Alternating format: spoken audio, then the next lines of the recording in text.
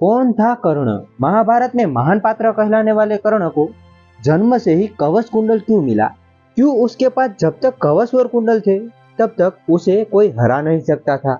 यह सभी रहस्यमय जवाब जानने के लिए हमें कर्ण के अगले जन्म के बारे में जानना होगा।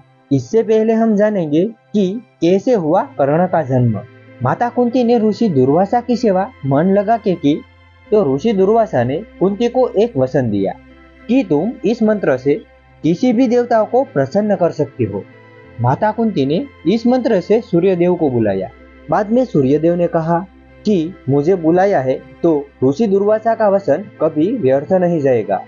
इस वरदान के कारण माता कुंती कुंवारी ही माता बन गई।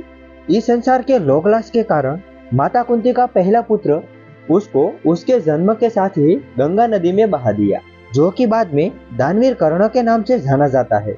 उसे बहुत से लोग राधे भी कहते हैं। कर्ण के जन्म का रहस्य उसके ही पिछले जन्म में सूर्यदेव के एक वरदान में छिपा है, जिसे आज तक बहुत से लोग नहीं जानते, जिसका जिक्र हम आगे वीडियो में करेंगे।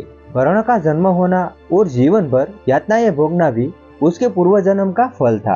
अब हम आगे जानेंगे कि कर्ण पिछले जन्म में कौन था और जन्म के साथ ही कवच और कुंडल क्यों मिला।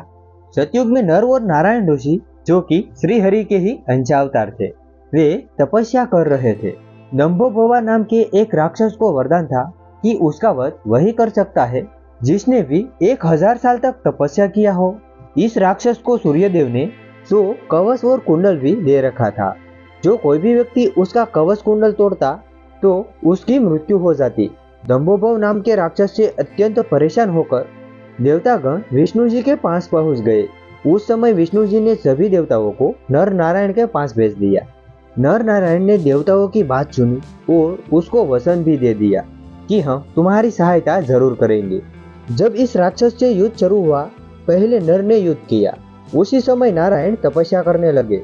कई दिन तक युद्ध के बाद नर ने राक्षस का कवच तोड़ दिया और इस राक्षस को वरदान के कारण नर की मृत्यु हो गई। इस पर नारायण उठे और तपस्या के फल से नर को जीवित कर दिया। जब नर ने तपस्या शुरू की और नारायण युद्ध करने लगे, तभी नारायण ने उस राक्षस के साथ कई वर्षों तक युद्ध किया और उसका दूसरा कवच भी तोड़ दिया और इस राक्षस के वरदान के कारण नारायण की भी मृत्यु हो गई।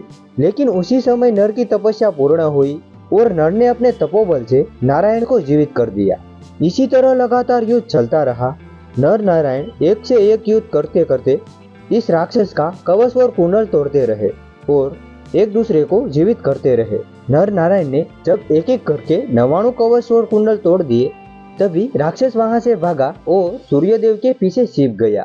उसी समय सूर्यदेव ने नर नारायण से शरणागत की प्रार्थना की। तभी नारायण ने कहा कि ठीक है, इसका फल आपको भी भुगतना होगा। अब यह राक्षस आपके तेज से द्वापर युग में जन्म लेगा और यह कवच और कुंडल उसके पास तब भी रहेंगे, लेकिन उसकी मृत्यु के समय उसके काम न आएंगे। वही कारण था जिसके साथ कर्ण कवच और कुंडल के साथ जन्मे। लेकिन इस बार युद्ध से पहले ही इंद्रदेव ने कवच और कुंडल दान में मांग लिए। जब अर्जुन ने कर्ण को मारा, इस समय कवच और कुंडल नहीं होने के कारण अर्जुन की मृत्यु नहीं हुई। वरदान के कारण अगर अर्जुन उसका कवच और कुंडल तोड़ देते तो अर्जुन की मृत्यु निश्चित थी। वैसे सूर्यदेव ने भी कर्ण की रक्षा की बहुत कोशिश की। उन्हें पता था कि महाभारत में नर नारायण के रूप में श्री कृष्ण और अर्जुन ने जन्म लिया है और भगवान श्री कृष्ण पांडवों की रक्षा अवश्य करेंगे। इसी कारण से उन्होंने कर्ण को सबसे बड़े पांडव के रूप में भेजा। लेकिन इस पर तुलसीदास ने रामचरित में लिखा है, होई ते वही जो राम रसी राखा, पांडव बनकर जन्म लेने के बाद भी आखिरकार कर्ण युद्ध में मारा ही गया।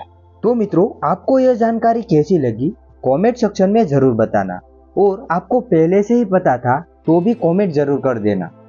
आप सबको हमारी तरफ से राधे कृष्णा।